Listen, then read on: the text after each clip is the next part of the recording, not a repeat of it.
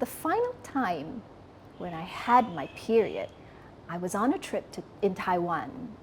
I had gotten out of the car, and suddenly there was just this flow which didn't stop. It was like a tap that kept running. That is the one thing I'd like to warn all women. That final time that it comes, it's like bloodshed.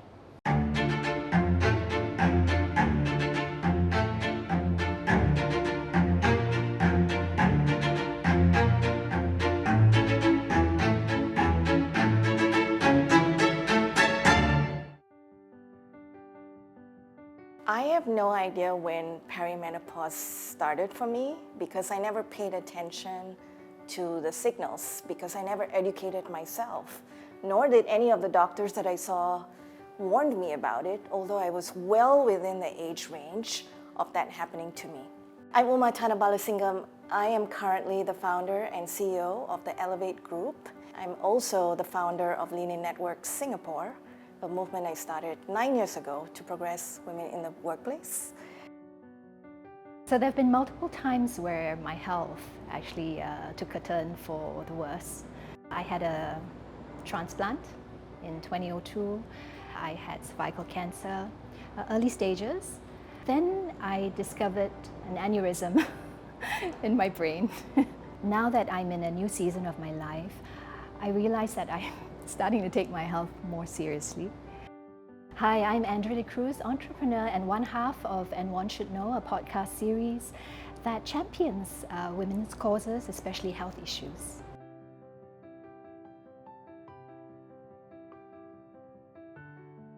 A lot of women think menopause is just menopause from the onset of when you feel hot flashes, but actually no. That's that perimenopause stage. A lot of other health issues creep up, whether you like it or not. You know, whether it's something to do with bone density, whether you're going to be osteoporotic very, very soon, your libido dips, your skin starts drying out, you may be more prone to other sorts of gynecological cancers. I find that I've become a lot more in tune with what's going on with my body than I did before.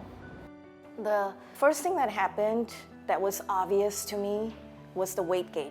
In a year, I went up like 3 kg and then was 5. And in no point in the discussion with my GP that did we associate that with perimenopause.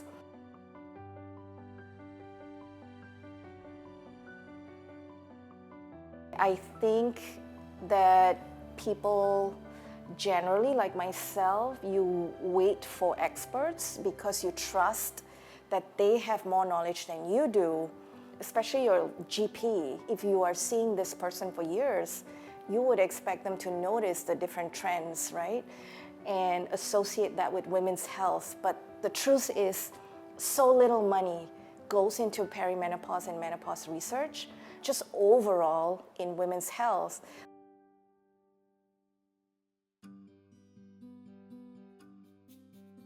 I think in perimenopause, all the things that women don't want happen to them, happens to them, right? Like for me, like the weight gain, right? You look at the weighing scale and then you go like, WTF, you know, like I would secretly weigh myself in all the different hotels and friends' bathrooms, hoping that my weighing scale was broken, right? You get a little bit more tired. Then your cycle reduces and you go like, oh no, like my eggs, they're depleting, right? All these things that tell us we are in our womanhood. Libido levels drop like crazy. So you know, oh my goodness, you are probably not going to be able to function as you have as a wife. But there are ways to fix it, you know. There are sex therapists around, there are people whom you can talk to, but the husband needs to know that it's temporal.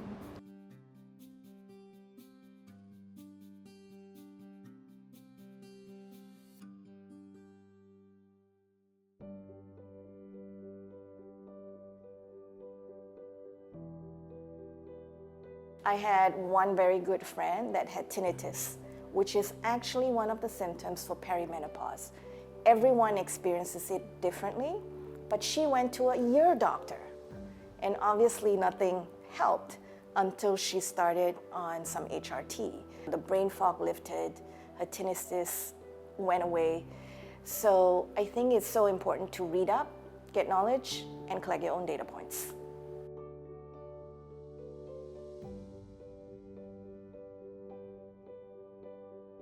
So support from your gynecologist is very important, because then you know if you're a good candidate for HRT, because there are criteria for when you can go on HRT or not. Because if you've had a mom, an aunt, a sister who's had breast cancer or gynecological cancer, you would not be a good candidate.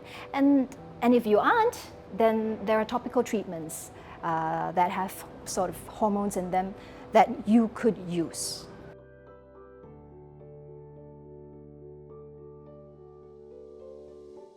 Three of my best friends are in their 50s, and I think that's a huge advantage. And I was talking to them about getting ready for menopause, not even considering perimenopause, that I would already start to see some of the signs. So I was kind of talking to them to go like, hey, what should I be doing now? If you were my age, what would you have done differently? And they gave me all kinds of advice, which I started taking, like taking evening primrose oil, for example. I think this is such an important action for all women, that don't make the mistake I did, which is to wait for the experts to come say something's happening here. I had customers who would come through my hair salon, my clients, who would speak to me about it. And you know, it is true when they say that when you come to your hairdresser, they tell you everything, which is so good because you have a very personal relationship with them. And for me, that's what I gained from a lot of these ladies, what I should be expecting in the perimenopausal stage. And that's also why I started the podcast, because I think I owe it to all these ladies who shared with me how they were feeling for me to feel empowered enough to share it with the rest of the women in Singapore, because being Asians, we don't really like to talk about things like that because it's too personal, right?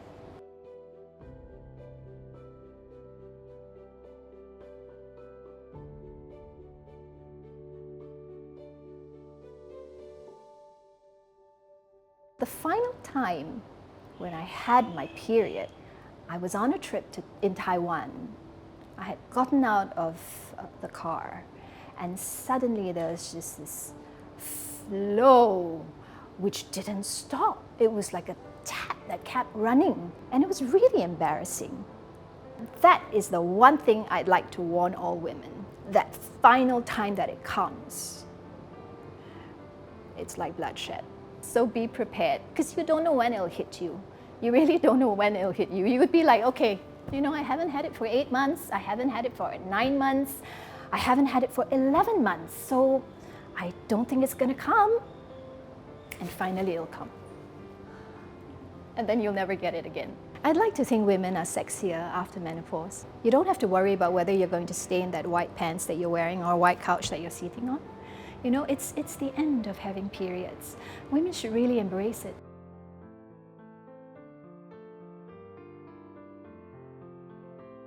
When your cycle becomes shorter, it's like it really hits you. I need to honor that, yes, having cycles is part of being a woman because it allows you to have kids. You're producing eggs, but actually you're so much more than that. So I'm going to kind of define what it means to be a woman for myself. If we think about why women think that this is the end of life for them, I think we also have to understand where they're coming from. The issue is a lot of women who are in their 50s, who are perimenopausing, menopausing, are in stages of their lives where they might also be going through relationship problems, they're also going through divorces. So it's a culmination of a lot of things that lead to a woman thinking, it's the end of life for me, this is it.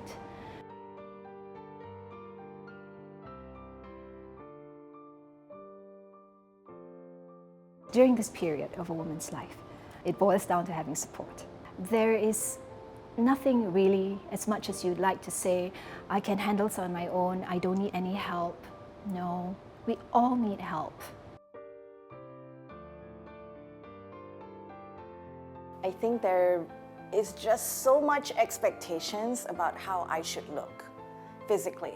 And so many women, I think, go through this, and we're constantly criticizing ourselves. We already criticize ourselves at work. I'm not good enough, do I even deserve to be here? Then we criticize kind of like how we look, you know? And nobody seems to me to be happy with their bodies. I kind of only meet women who are happy with their bodies when they're in their 50s or 60s. That maybe at that age, you're just like, whatever. This is what I got, I'm gonna love it. I want to approach aging as like my second and third act, instead of I'm gonna shrivel up and look like this. I'm hopeful that next generations are gonna approach aging to what works best for them versus just how we look on the outside. Some invaluable support from friends came in the advice of making sure you work out. Whether it's taking that daily walk for half an hour, whether it's going to the gym to lift weights, not to do cardio, but to lift weights, is very important, because keeping healthy by exercising actually helps that process to be a lot easier. I've had friends who've gone through menopause who exercised throughout and didn't even feel any changes in their bodies. They didn't have hot flushes and all that. So I think exercise is very important.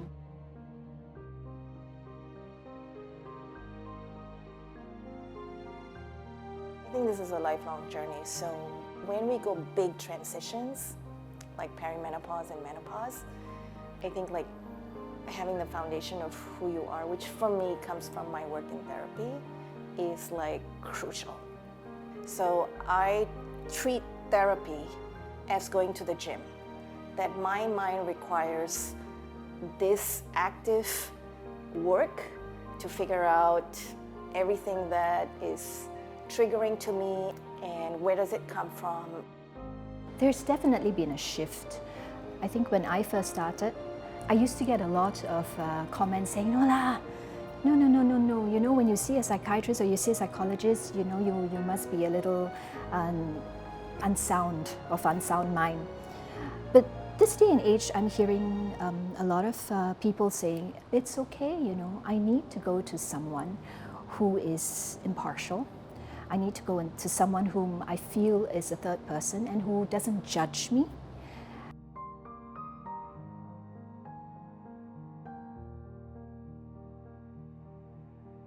When I was in my perimenopause stage, so I was pretty much into my late 40s, my father-in-law was still telling me he was praying that I would have a child. And women were saying to me, unless you have a child, then life goes a full circle. I speak to a lot of people that go, oh, you don't have kids? Like, I'm so sorry. And I'm like, I'm not. When they hear that I'm not married, divorced, or not having children, I think it's like, oh, you didn't get to do that, because that is the thing that defines you as a woman. Society needs to be a lot more understanding about why some women cannot have children. If you look back and think about how our mothers or our aunts used to have children, I don't know, every 9, 11 months, like right after they had one, they had another. Life was different then, right? I mean, they didn't have TV, they didn't have Netflix, they didn't have their mobile phones. They probably didn't have to work as hard as the women these days have to work. The cost of living is so high in Singapore as well. If a woman does not have a child, she probably can't have a child for whatever reasons, for whatever she's going through, whether she's working too hard, whether she just cannot conceive. We need to be more kind. I think when you want to challenge those norms, you have to be prepared for the mental text that comes with it. So are you prepared to have a dialogue and allow people to be curious about why you made that decision? And if they're not, let them, because you're the one who's going to live your life. So you want to make sure that you're living it to the truest form of you.